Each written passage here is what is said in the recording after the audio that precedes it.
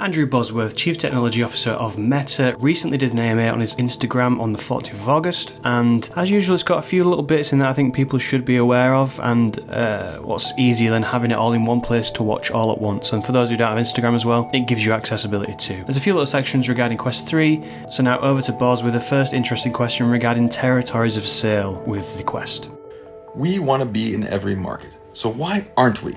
Well, because it's not free to just start shipping your devices to every market. It seems like it would be, but that's not. When you have hardware, you have to support it. You need to have on the ground, locally, sales support, marketing support, retail partnerships, the right content, the right translations, the right content policy, the right legal frameworks. And so there's some overhead, and there are some markets that are too small, too underdeveloped relative to the price of the device for us to really invest in at this early juncture. There are other reasons too, political. How are policymakers going to react to a platform upon which there is social activity and speech? What about protectionism? There's a lot of regimes, especially in major Latin American countries, where it's very, very expensive to import a product, and it makes it actually prohibitive for the market to really develop. The price point would be too high, but the manufacturing capabilities aren't there, or we're not scaled up enough to take advantage of them. So there's a lot of reasons we want to be everywhere, but can't yet. I will be traveling to Europe this fall, not specifically to promote Quest 3, but to check in with some of my teams there in several of the offices that we have. So a lot of the pioneering work that we've done that led to Quest 3, that ultimately is going to lead to breakthroughs in augmented reality and the metaverse, is happening in Europe. It's a global product that's being worked on across, basically every continent that we have offices in, and Europe's no exception. So I will be out there in the fall, and I'll certainly be talking Quest 3, but not exclusively. We're doing a lot of stuff there. Yeah, for those who missed it, our Reality Labs research team had a very successful showing at SIGGRAPH this year, taking away 3 of the prizes, in particular for the work referenced here above. And I have the great pleasure, of course, of working here, of having gotten the benefit of seeing these prototypes myself in the lab. Well, I'm getting a zoom. I don't know. Okay, well, I didn't mean to do that. Wait a second. Abort. Sorry about that. I thought you guys would appreciate an outtake. Usually I would delete that, but I just thought it was so funny that you get to have it. As I was saying, yeah, I got to use these in advance. And for us, it's such an important part of our process to have what Michael Abrush calls time machines, to have these kind of bench rigs that are impractical as devices for consumers, but give us an ability to see into the future and to see, in the case of Butterscotch, for example, how does text look at different resolutions? How important is varifocal for different workflows? How important could dynamic range be?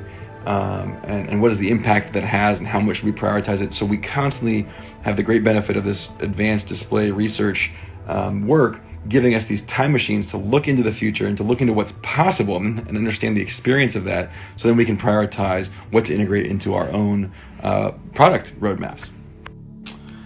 I think it's pretty similar to how anyone else experiences it. I've really enjoyed Reels. I was using TikTok for a while, and Reels ultimately kind of won out. I promise it's not for partisan reasons. I happen to try to use whatever is good.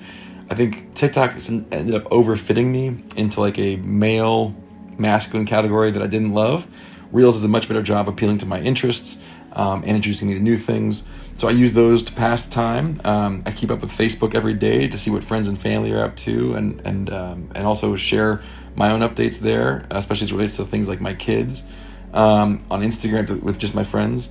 Instagram, I have a lot of photography-oriented interests, so I follow those people there. I really loved stories I use for this and kind of random little things here and there. I also use close friends for stories for pictures of my kids that I don't think are kind of post-worthy. And I've really enjoyed using Threads as more of a kind of textual, and using panorama photos is great for Threads. So I mix it up. You really hit on one of the central trade-offs of virtual reality here, which is that if you increase the resolution, you increase the compute and thermal power quadratically.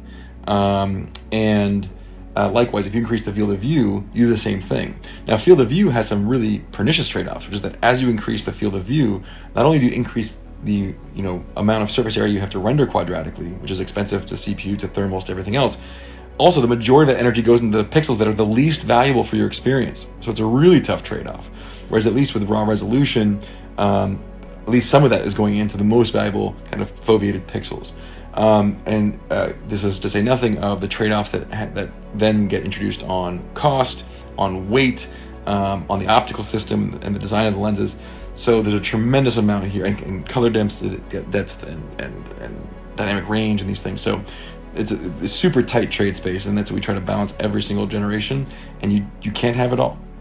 Well, I'm not above flattery, and so I'll take it. Oh my, I got the zoom bug again. Oh my gosh, what? I'm not doing anything. I'm not even moving my thumb. I need you to trust me. I'm not moving. If I move my thumb down, it should zoom out, but it's not. It only zooms in. The answer is I use a really wide range of lenses for things.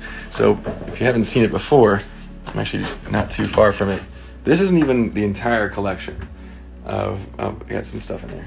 Look at this. I got, these are all GFX 100, Nikon D6, couple of Leica M10Ms, one's an M, one's an at, we got the Sony A1, I don't know, I got a Sigma FP somewhere, I got a couple film cameras here, got all these lenses, got all those lenses. That's not even the whole set. So my answer is I do panels with a lot of things, and I've been enjoying using Threads to put them out there. If you don't follow me on Threads, you should. Get on that at Boz Tank. I've said this every time someone asks about a competitive product. Oh my God, it's happening again.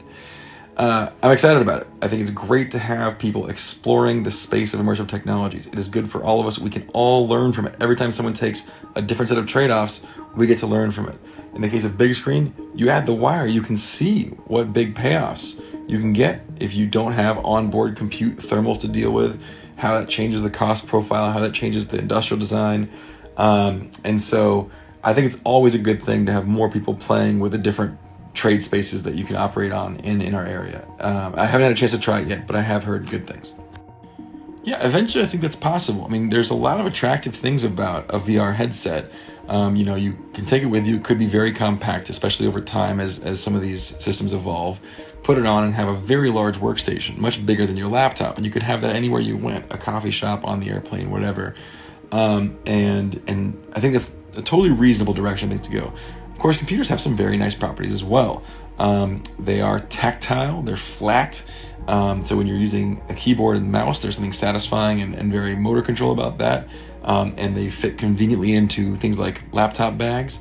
So there's still some pretty big logistical challenges that we have.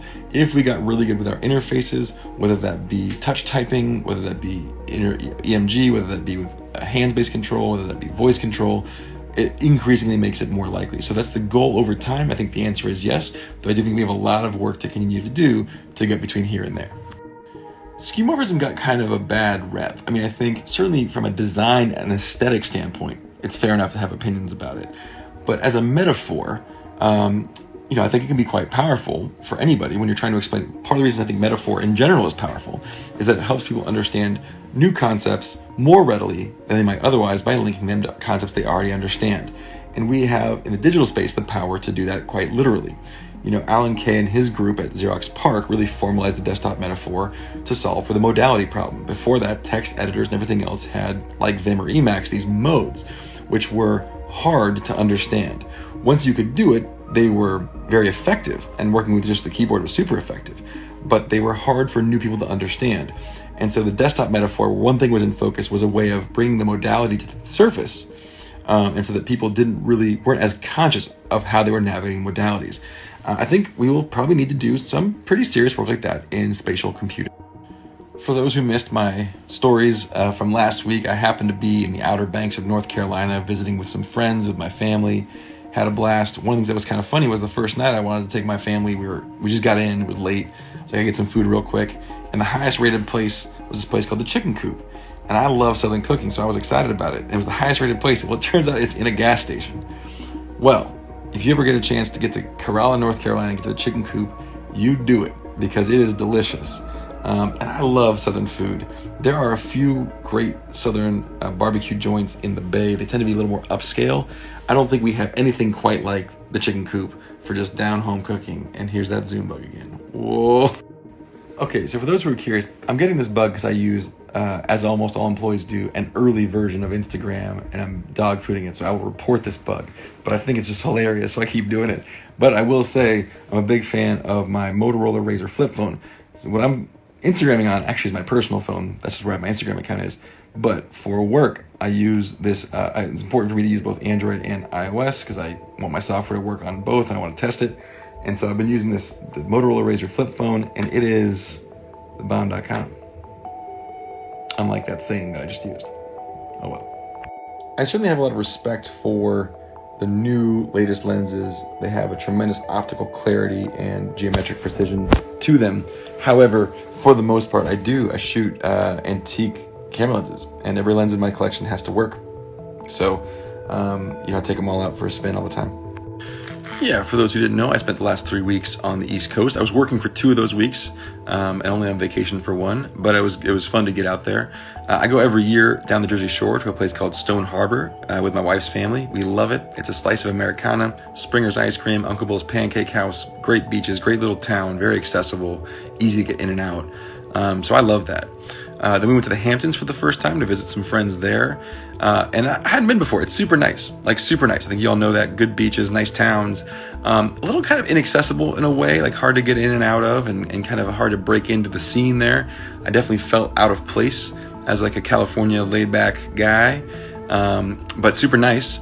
And if you understand it as like a place that New Yorkers go because it's nearby and nice, that makes more sense.